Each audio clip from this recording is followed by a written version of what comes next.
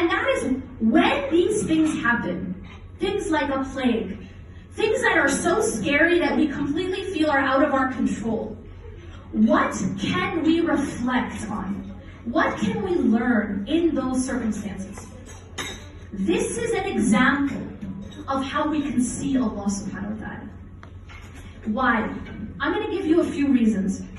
Because it shows us how vulnerable we are and how desperately we are in need of the protection of Allah subhanahu wa ta'ala. No human, you can wash your hands all you want. Go ahead, wash your hands. I'm not telling you not to tie your camel, you know? You all know what I'm saying, right? Wash your hands 50 billion times a day, it's fine.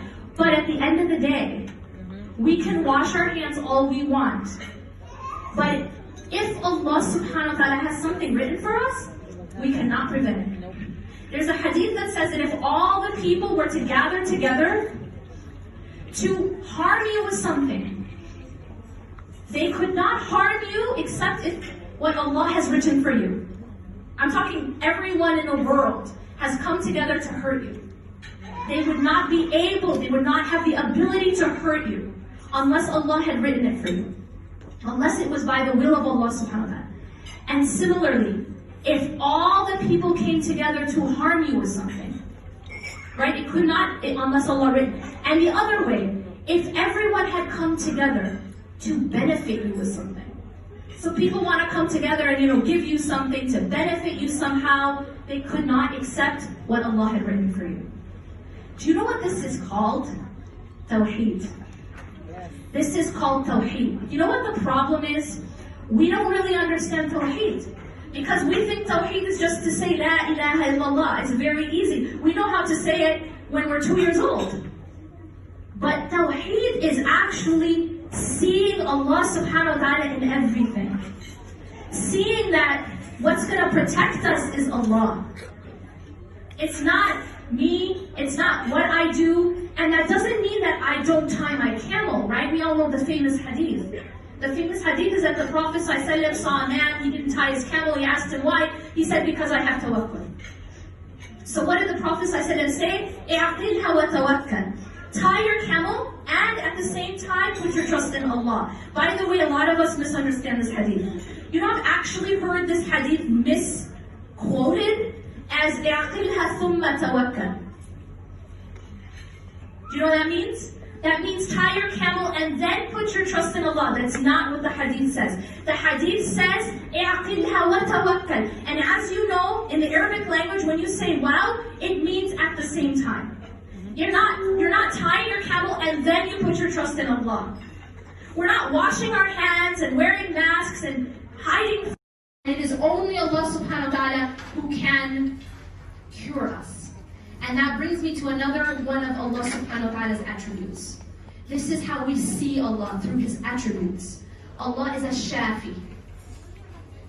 That He is the only one who can heal or cure. There is no medicine that can heal and cure. It is Allah who uses the medicine to heal and cure. That's Tawheed. That is what Tawheed is.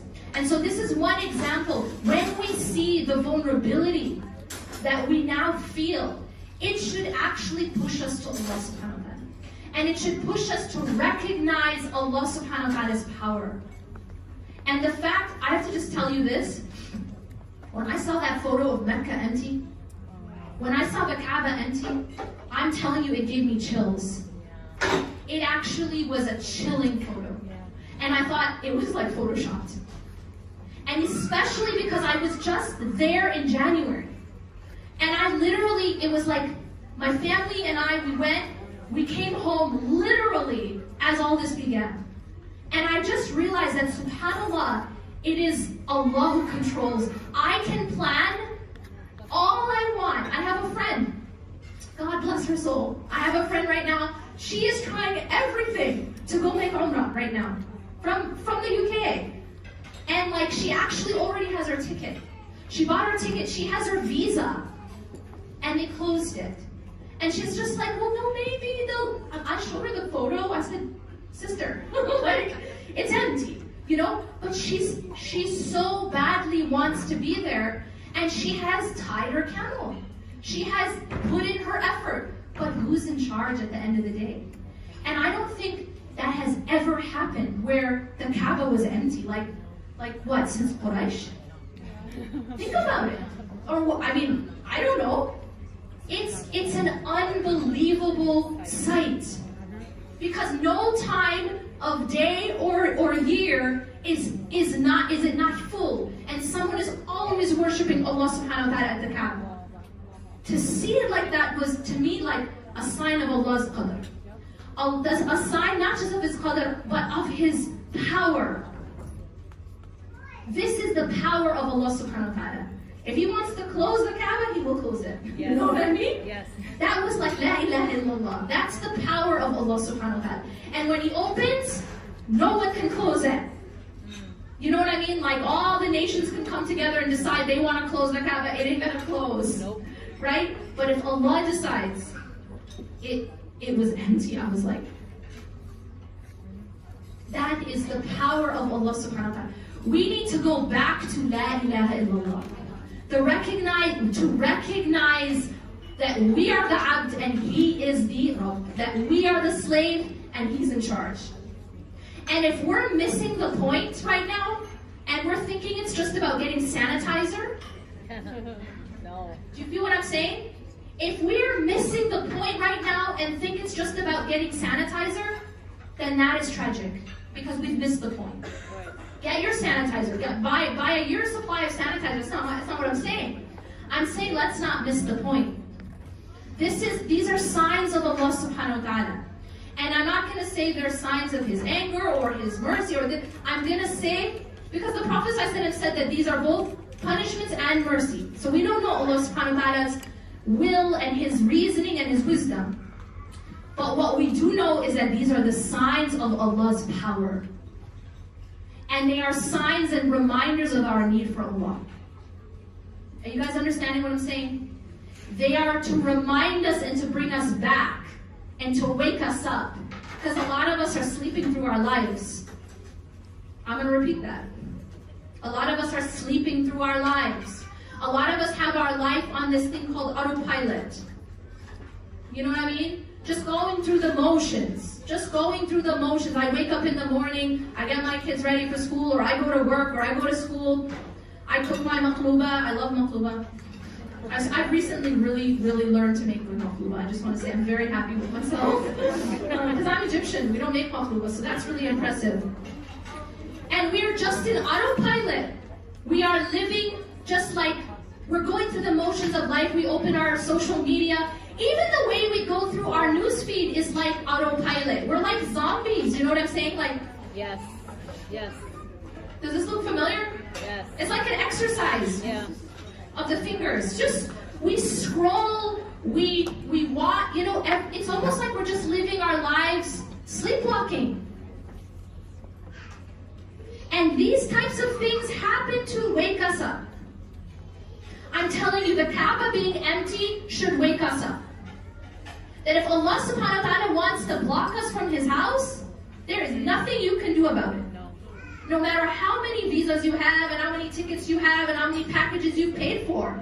Because I'm seeing it right now. If Allah wants to close that opportunity to Him, there's nothing you can do.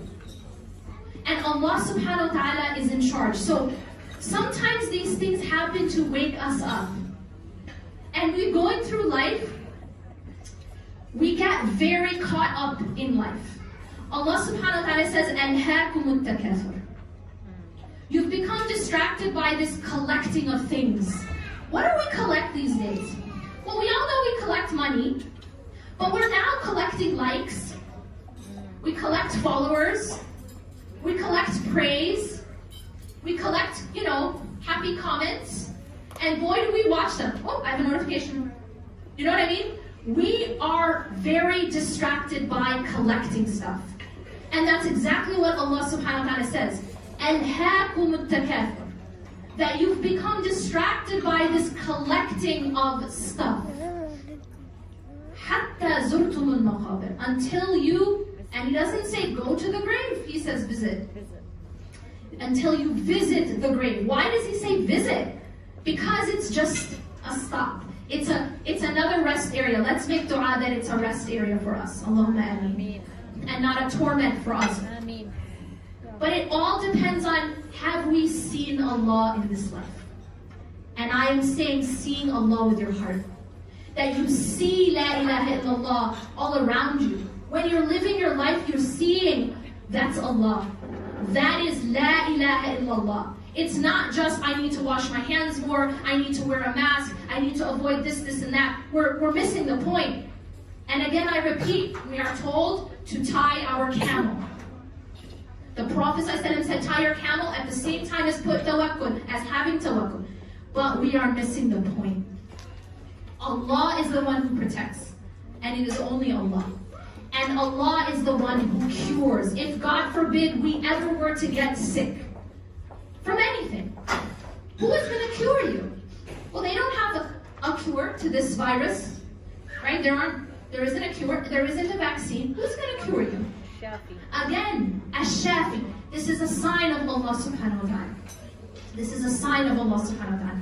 So, we have to start realizing that as Muslims, it's not just about, going through the motions, but our entire focus is on our money and our status and our parties and our fashion and what people are doing and what people are saying and what they're commenting on our social media. Think about what we're focused on in our life.